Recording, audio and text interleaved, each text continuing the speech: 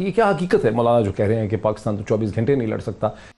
قوم کو جھوٹ بولا جا رہا ہے کہ ہندوستان بات کرنا چاہتا ہے، نہیں، ہم ترلے کرنے کی طرف جا رہے ہیں۔ ہماری پوزیشن کمزور ہو گئی ہے، ہماری معیشت تباہ ہو گئی ہے، ہم اس قابل نہیں ہیں کہ 24 گھنٹے کی جنگ لڑ سکیں، اس لیے ہمیں مفاہمت کی طرف جانا پڑ رہا ہے، لیکن قوموں کے سودے کے لیے۔ Subscribe now and press the bell icon. Never miss an update. ناظرین، وزیر اعظم پاکستان جناب عمران خان صاحب مئی کے پہلے ہفتے میں سعودی عرب کے دورے پر تشریف لے جا رہے ہیں۔ سعودی عرب کے اس دورے کی کیا اہمیت ہے پاکستانی معیشت کے علاوہ کے حوالے سے، اور خطے میں جو تبدیلیاں آ رہی ہیں، جو ہندوستان پاکستان کی انگیجمنٹ کی کوشش کی جا رہی ہے، جہاں سعودی عرب و ایران کے درمیان ایک رپروچما کی کوشش کی جا رہی ہے، اس حوالے سے ہم بات کریں گے، پھر خاص کر کے پاکستانی معیشت کے لیے اس کی کیا اہمیت ہے۔ لیکن سب سے پہلے ہمیں دیکھنا ہے جو مولانا فضل الرحمان نے جو ایک دن پہلے ایک انتہائی دلچسپ بات کی ہندوستان اور پاکستان کے حوالے سے، کہ ہندوستان نے پاکستان کو اپروچ نہیں کیا بلکہ مولانا کو پتہ چلا ہے کہ پاکستان نے ہندوستان کو اپروچ کر رکھا ہے، اس کے حوالے سے تھوڑی سی ڈائسیکشن کرتے ہیں کہ مولانا اس قسم کی سٹیٹمنٹ کیوں دے رہے ہیں۔ سب سے پہلے سنیے مولانا فضل الرحمان نے اصل میں کیا کہا۔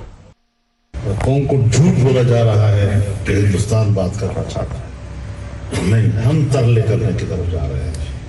ہماری پوزیشن کمزور ہو گئی ہے، ہماری معیشت تباہ ہو گئی ہے، ہم اس قابل نہیں ہیں کہ 24 گھنٹے کی جنگ لڑ سکیں، اس لیے ہمیں مفاہمت کی طرف جانا پڑ رہا ہے، لیکن قوموں کے سودے کے اوپر۔ مولانا فضل الرحمان کی اس عجیب و غریب سٹیٹمنٹ کے جواب میں پاکستان کے انفارمیشن منسٹر جناب فواد چودھری صاحب کی یہ ایکسپلینیشن سامنے آئی ہے۔ مولانا صاحب کو یہی غلط فہمی طالبان کے بارے میں بھی تھی، جب وہ کہتے تھے کہ یہ اسلام آباد سے اتنے دور رہ گئے ہیں، اتنے دور رہ گئے ہیں، اور ہم نے ان کا بھی بڑا بھرپور مقابلہ کیا۔ لہٰذا اگر آپ اتنے مایوس ہیں اپنے سیاسی مستقبل سے، تو آپ پاکستان کے فوج کے اوپر، پاکستان کے سیکیورٹی اداروں کے اوپر اور پاکستان کی قوم کی جو صلاحیتیں ہیں ان کو آپ انڈرمائن نہ کریں۔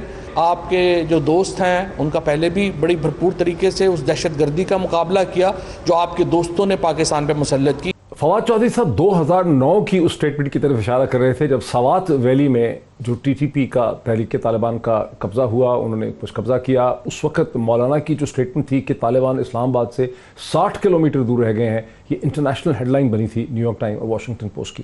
لیکن ملیٹریلی اس کا کیا جواب دیتے ہیں؟ ہم نے جنرل اعجاز ایوان سے یہ پوچھا کہ یہ کیا حقیقت ہے مولانا جو کہہ رہے ہیں کہ پاکستان تو 24 گھنٹے نہیں لڑ سکتا، اس پہ کیا کہنا ہے اعجاز ایوان کا؟ تو مولانا فضل الرحمان کا یہ سٹیٹمنٹ اگر پورے اس میں دیکھیں تو ایک سیاسی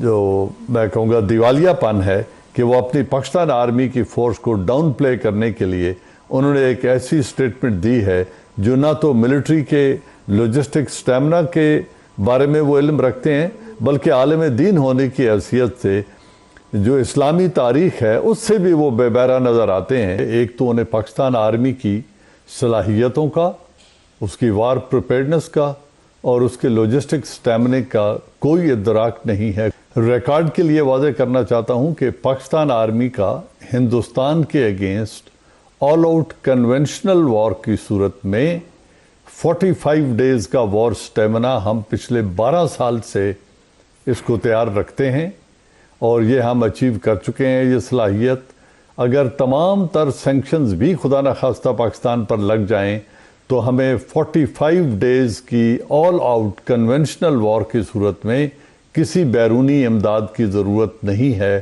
یہ تو تھا ایک لاجسٹیکل انالیسس کہ پاکستان کی ڈیفنس کیپیبلٹی اور کتنے دن کی جنگ جو ہے کنونشنل پاکستان لڑ سکتا ہے، لیکن مولانا کیوں کرتے ہیں ایسی پولیٹیکل سٹیٹمنٹس؟ اس پہ جنرل امجد شعیب صاحب کا تبصرہ بھی خاصا دلچسپ ہے۔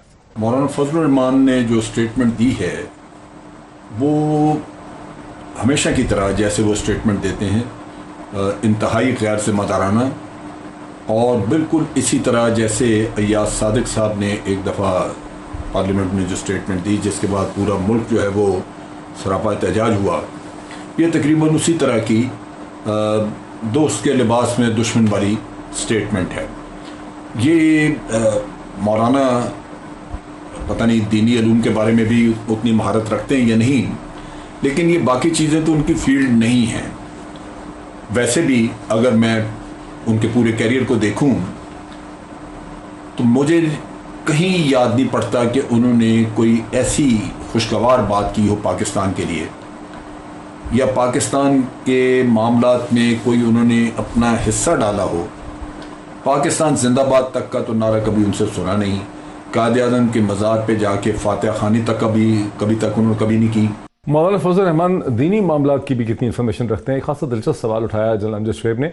हम चलते हैं मेन स्ट्रीम पॉलिटिक्स की तरफ, जहां हमें अब ये खबर मिल रही है कि वज़ीर आज़म पाकिस्तान मई के पहले हफ्ते में सऊदी अरब का दौरा करेंगे। इस दौरे की जियो स्ट्रेटेजिक इंपॉर्टेंस भी है।